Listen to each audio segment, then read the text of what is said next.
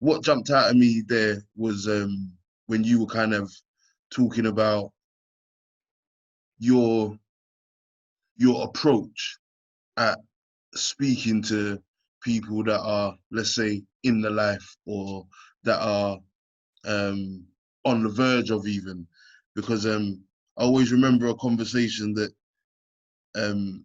I had with you years ago, maybe how old was I, 18, 19, and kind of just talking about that, talking about selling drugs, and you kind of almost broke it down as in everyone just thinks that, you know, it's just about making this money and doing this and doing that. And the main thing that stuck in my head, because my memory is terrible, especially at that time, I smoked a lot of weed.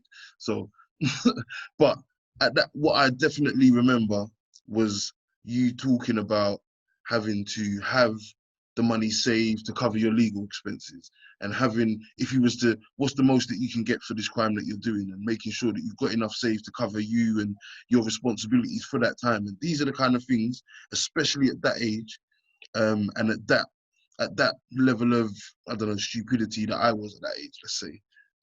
These are the things that I were just completely new, and not just me as well, my friends as well, completely new pieces of information. And those are the kind of, I believe that those are the kind of things that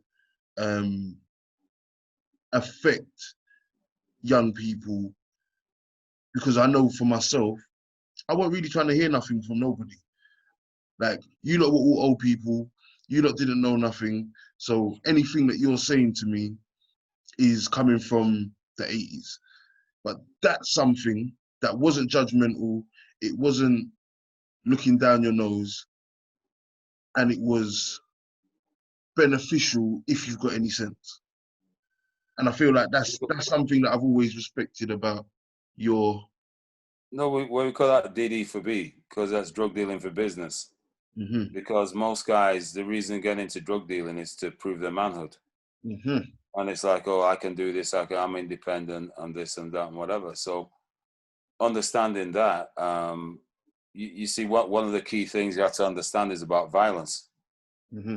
And violation, why people do what they do, and there's a lot of people who want to run away from violence. They don't want to they don't want to talk about it, and whether it be domestic violence, or street fighting, or the violence that's used by the police, or used by you see violence is key in this kind of society. There's a lot of people will turn around, oh no, it isn't like that, but they'll call the police, and they know the police is not going to turn up and start pulling out feather dusters and tickling you to death or whatever.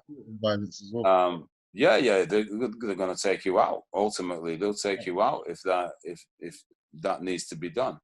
Now, I've got to say, I'm kind of realist. I was raised around violent people. I was raised in quite a violent town. Mm-hmm. My family were mad cool. I'm mad cool. Yeah. Then I'm the only one I think my brother did judo or something, but I'm the only one in my family who's anyway been involved in that. So I nearly did prison twice at age 16 and 21 for two affrays.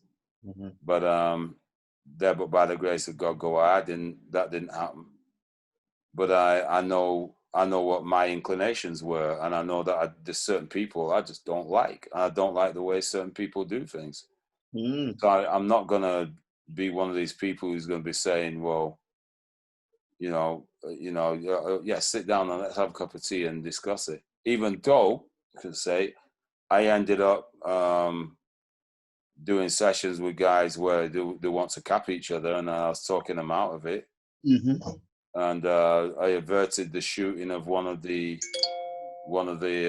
heads in Manchester, not consciously, but I told a story which engaged the guy who was going to go and he wants to go and kill this guy because there'd been a threat put down, and it turned out it was all bullshit anyway. It was the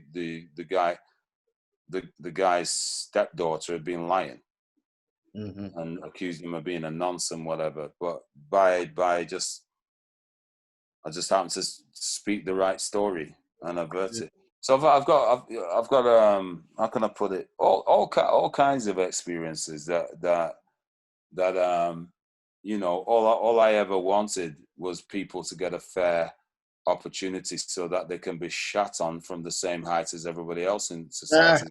Shot on, Yeah, you know, yeah, yeah, that's yeah. basically it. There was no magic formula. There's Hmm. no, you know, all there is graft, there's hard work, and you know, but then more importantly, it is about the beliefs you've got and the way that we condition our minds into the subconscious. Hmm. And we've been taught very well to depreciate ourselves and you know, put ourselves down. So that's what I'm about, is trying to get that changed. Interesting. All right. This kind of, I was going to wait till a bit later, but I'm going to ask it now. This is the question that kind of, this is my brother Bevan. When Okay. he heard I was speaking to you, he had a question that he wanted me to ask you. And it was kind of looking at this new, how society is now. You know, BLM is at the forefront, and it's all of a sudden become cool to kind of talk about uh, African African culture or African struggles or negative things about the governmental structures and the police. Okay. But his question was really, how do we, as people that care about pushing forward um, the, what's the word I'll use, the the upliftment or the progress of African people of African descent, right? As those, as being those people, how do we you capitalize on this anger, let's say, and make it and help it to be used in a constructive way to further the cause? First of all, anger will do nothing but destroy. It's. I'm not being twee by that. No, I I hear you. mean, I've seen very good fighters get angry and get took out because of the anger. Mm-hmm. That in if I answer you in an ancient way, I'd say the oldest statue on earth is called the Sphinx or Heru Amaket, the Horus on the horizon, or Heru on the horizon, Mm-hmm. which is talking about self-control. So you got the human being, the human head on top of the king of the beasts, which is the lion, not the king of the jungle. We ain't doing no Lion King Simba business. This is the real thing. The king of beasts is the lion, and then that symbol with the human head on top of it is talking about us controlling the bestial aspects within. Mm-hmm. My good brother Twilight Bay, he teaches the information that has been put over from the AmeriCAM program, and they have a 3-step program, which is when something happens, it says eliminate the negative emotions. Then number 2, establish the facts, and number 3, choose the best options. The word option, of course, talks about optic or the eye, but it's not the human 2 eyes here. It's the third eye, the eye of the true vision that goes in, is what Stevie Wonder's album said, inner visions. It's the inner visions and the projections of what we possibly can do. Mm-hmm. If you're going to get angry about this time, because people, there's like this reaction. So somebody said to me, Brother Paul, will you take the knee? I said, I took the knee in 1984, mate. I've not been up since. You Mm-hmm. know, I said, there's no other way of being but to find a way in to get your job done. That's all it is. That's all fighting is. It's called strategy, strategic thinking. So Mm-hmm. because someone's, you know, I was watching people pulling down statues and standing on the plinths, you know, doing the salutes and all of this business, and yeah, and I'm going like, okay, you're standing up now. That's good. That's good. You're going to do that thing, but the anger that's there is not going to be constructive. That's all I'll say. Turn the anger into outrage first. Eliminate the negative emotions. Establish the facts and choose your best option. Anger into outrage. Now, I've got some very simple things. I was working in Woolwich yesterday in a junior school, infants and junior school, Mm-hmm. talking to these youngsters all day. Wow, it's like lemmings, one after the other. I think 5 or 6 classes or something flying at me, and then 2 in the afternoon. The afternoon classes, I said, what's the most constructive thing I can say to people? Is number 1, break out of this slave shit. Because all Black Lives Matter did, as soon as George Floyd's death went off and people kicked off, all they started doing was reiterating, repeating the wrongs that have been done and perpetrated to black folk. Mm-hmm. That's all that was doing. So then that's like a rapist, right? A rapist Mm-hmm. being visited by their victims again. But then the rapist is in a position they can't be reached, Mm-hmm. right? They've got a nice house now. They're looking down on the street, and the rape victims are shouting out, "Look what you did to us! Look what you..." Well, I'm afraid if you know rapists, they like the rape because it's about power, and you're reminding the rapist about their power. Interesting. Yeah. So I'm saying that once you do this thing, and it's all about slavery. Yes, we need to know about slavery. We need to know about racism. We need to know about negative stereotyping.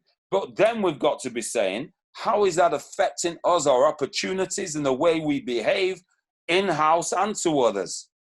Mm-hmm. And get over it. Heal from it. That's what, and this is the thing that I found really, really, and I was looking at this thing. So Black History Month comes up. So what's the first thing that I was looking at the sister, that fine South African sister who off Strictly Come Dancing. She was doing the horrible histories. Mm-hmm. And then we'll look at the horrible histories. Everything that was taught, everything that was looked at is all Black American and very much sort of recent. Yeah. There was nothing back when we were self-determining, like Robin Walker's brilliant book, When We Ruled. Nothing like looking back and then looking at this full continuum about how we got into this mess, how we ended up with a mentality and our mindset the way it is. Mm-hmm. You know, as I think I say, is like the brain is like the earth. Both have got hemispheres. What goes on in the brain, we call the mind. What happens on the earth, we call the world. And guess what? Whoever controls the mind controls the world. So do we go into this thing and say, well, we've been conditioned to think of ourselves as slaves. Mm-hmm. So this is what I said yesterday to these young children. I just said, anybody turns around and say, I said, what's the term nigger mean? And they said, black slave. I said, no, it doesn't. Nigger is derived from the term negro, necro. In Greek, it means dead. So if you want to kill your opportunities or be mentally dead to your history and culture, call yourself a nigger. Then the next thing, it goes into Latin, negra, and it means black. So all you got is your color. And every time you say the word black, take the B off, it says lack. Mm-hmm. Black History Month, it should just take the thing, I'll say Lack History Month. We don't know self-respectful things about ourselves. Right. So what I go off with that thing, Black Lives Matter, yeah, Black Lives Matter. You lack life, your life force, your orientation about what you want to do with your life. Mm-hmm. And you're dependent on the same person who used to slave you or rape you for your well-being? Mm-hmm. No, sir. There's something needs to. So I said to these youngsters yesterday, anybody turns around to you and says, you're a slave, tell them this. Tell them that the term slave relates to Slav. Yugoslavian, Czechoslovakian. It's got nothing to do with black folk. Mm-hmm. In actual fact, those people there were Christians who were taken by the Moors into Spain, and they were called the Sacabilia. Mm-hmm. The Sacaliba. The Sacaliba were the white Christian East European slaves taken down into Spain by the Moors and the Turks, and Jewish slave traders as well. So you see, what happens is once you know the history, you're going to turn around and say, don't be doing that anymore. Don't be doing that anymore. You're silly to do that. Mm-hmm. So there's certain key things that stop doing. Stop looking at slavery and say, slave, yeah, slave, black slave. Yeah, stop doing that. Stop looking at all these re-traumatizing shows on TV where blacks are shown, they've been wrongfully arrested, they've been wrongfully imprisoned, they've been slaved, they've been there. Yes, how do we get out of that? That's all they're constantly showing you, is what I call the corral. You see, what's this? Dehumanization requires rehumanization. What do you mean? If you've been dehumanized, okay, right, yeah, you need to be rehumanized. But guess what? Like? Yeah, but watch this. There's an exercise to do. If you type in the term dehumanization in like a word thing, where you got spell check. Yeah. Then you write it there. It's okay. Write rehumanization. And what will happen? You'll get the red or blue line underneath saying it's wrong, and it will suggest dehumanization. And that's really how it is. All we do is get dehumanized over and over and over. We get re-traumatized over and over, and it becomes habitual. So in actual fact, we keep looking at all the bad, negative things that are. Look at the word negative. Nega means black. So what do we do? We keep looking at all those things over and over, and then we form an identity based on slavery, based on oppression. So you got someone like Molefi Asante, Temple University, wrote a book called Afrocentricity. And what did they say? You got consciousness towards oppression and consciousness towards victory. Wow. So let me say this to you. I got no time for that oppression thing. Once I've understand the mechanics of it, that's like me worrying about my opponent all the time. That's like me going, oh, defend, defend, defend, defend, and then I never throw a punch. Yeah, so that's the thing. Consciousness towards oppression, consciousness towards victory. So once we're moving on to that dynamic, it means we've got a totally different thing we have to stand on our heads. Now watch it. I hope you like this, because the other thing I told them, it's a really, really simple thing. Inside us, there's a thing called mitochondrial DNA. That's only held by females.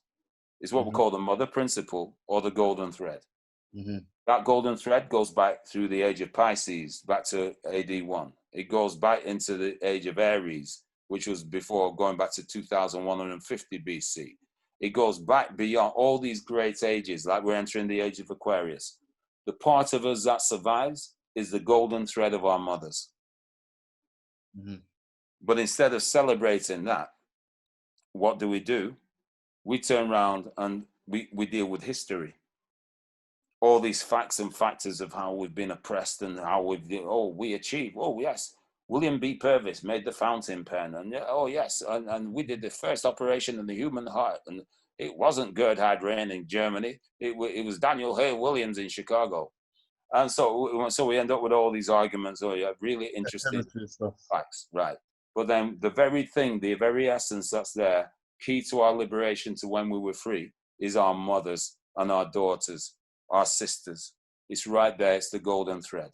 So what I said to these children, I said, you do realize that your birthday is Mother's Day? And they went, what? I said, your birthday is Mother's Day. I said, that's the day your mother became your mother. And then you see them click, click, click, click, click, click, click, click, click. And then the girls are going, yeah. I said, can you imagine? A woman's got 4 children. She only gets one Mother's Day a year. What the hell's that? She's a mother 4 times. I said, there's one big Mother's Day to celebrate all mothers. But then every single individual birthday on this planet, a mother gave birth, went into labor and gave birth. Why is that not celebrated? Why is that we just look forward when the principle of Sankofa in from Ghana is that we walk forward by checking backwards? Yeah. And what does it have in its mouth? An egg. Who has the egg? Women. Why do they have the women? They mature every month. It's a lunar connection. I said, so all of this stuff that we've got that's naturally for us, we don't look at. Why? Because we start to look at other people's ideas of reality. Why the ancient Kemites, they put the throne crown on the head of a Set to tell us and remind us that that's our lineage, the golden thread. And that will go past all the great ages, all the ups and downs, all these civilizations have come and gone. But I tell you what, your mama be there all the way through. So what do? Black Lives Matter? Yeah, with Black Lives Matter, let's go to matter, material. And if you look at the word material, it says mater, mother. So yeah, we really do need to get some very serious things done. But we can look at those things, very basic, simplistic things that we can do. So what I garnered from that, what came to that, so I garnered that we need to, obviously, we need to place less focus on the destructive things that we can get the information about and focus on the constructive things and the healing, right? Because that's always been, as you know, I've kind of, I was kind of raised in and around Pan-Africanism, right? Mm-hmm. So I've always, from young, I've been to, I don't know, lectures and seminars and Kwanzaa celebrations and speeches and hearing that word, we need to unite without any real plan. And, or maybe, as I said, I was young, so maybe the plan went over my head, but I wasn't seeing the fruition of any plan that was constructed. Well, That was visible to the me. reason it was impossible is that if you look at, and I'm sorry, I go to teacher mode. If you look at the word individual, individual does not mean one person. Individual means two. In, divide, dual. Okay. We have our right and left hemisphere of our brains, which we call our masculine and our feminine, right? Left brain, masculine, right hemisphere of the brain, feminine. What happens is we cannot have the idea of unity outside of us if we don't have the unity inside of us. Okay. And it's a simple thing like that. When we go to school, we begin, as we have to, like we all female first in the womb, and then the clitoris grows to become a penis. The womb in the woman becomes the prostate in the man. We've all got nipples. Well, so the original form of human being is female, right? That's no one will argue with that. Who's got the thing? Testosterone bathes the fetus around about 7 weeks, and we either change into male, remain female, or you can be a hermaphrodite that has both. Yeah. Maybe with these people have gender identity issues, something's happened at that point there. I don't know. But what we can actually look at is that we've got these two things going on.